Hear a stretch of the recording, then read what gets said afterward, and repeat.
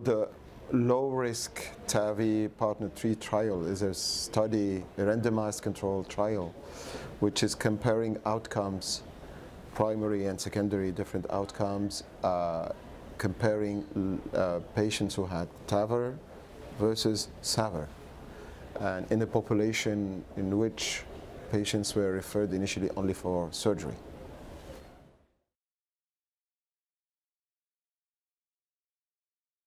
The beauty of this study that it comes with the results which are disruptive for our practice.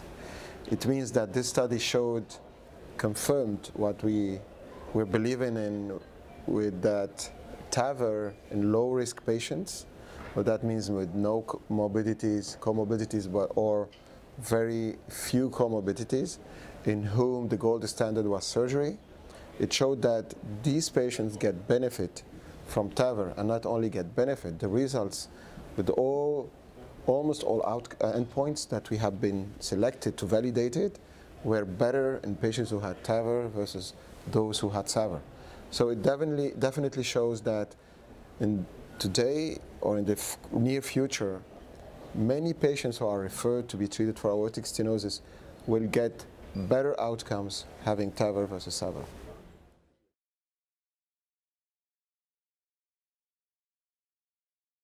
I think we should not compare them. It's just a step-by-step evolution.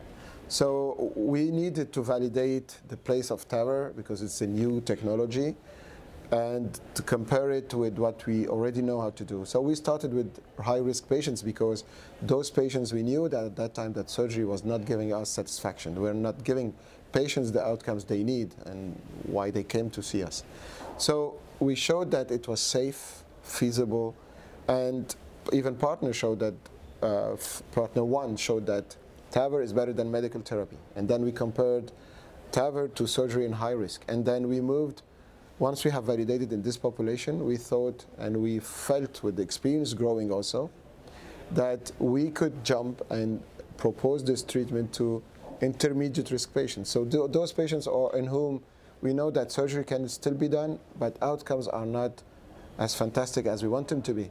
And again, this intermediate risk studies, Partner 3I, for example, showed that TAVR was doing also better than surgery. And having validated this and now having more durability outcomes, because we have studies showing that, for example, from Partner 1, we have more than 5 years follow-up. So based on the expectancy of life, we thought that it's important now to validate the indication in the low-risk patients, which means patients who are usually operated using open heart surgery. So there is no comparison, but it's a logical and rational evolution of the practice. We have now data supporting the effectiveness, the safety, and better outcomes with the TAVR. So I see no reason why you can keep on ignoring this indication in this particular subset of patients. So, of course, based on that, it will lead to change. So the limitation today is not clinical, because we validated this, and especially if you know how to do it and you have the experience with it. The limitation today is more administrative and regulatory, I would say. So these studies, or this particular one, should be then taken into regulatory and discussed and tell them, now we have consistent data supporting that our patients will get much more benefit from TAVR versus SAVR, and we need you to approve this.